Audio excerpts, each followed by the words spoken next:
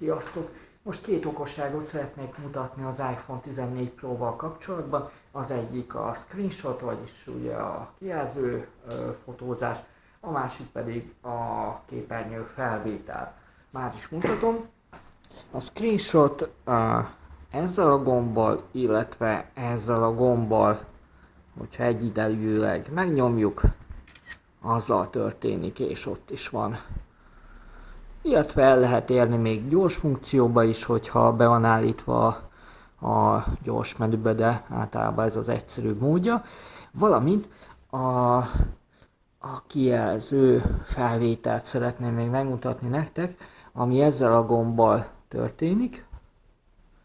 És érdemes megnézni, hogy a mikrofon be van-e kapcsolva. Hogyha hangot akartok rögzíteni, akkor értelemszerűen ugye a be funkció kell, hogy legyen, hogyha pedig ki akarjátok kapcsolni, akkor rányomtok újra, és akkor a mikrofon már is ki van kapcsolva, és jelenleg a fotókba rögzíti, és felvétel, leállítás, és berögzítette a fotókba.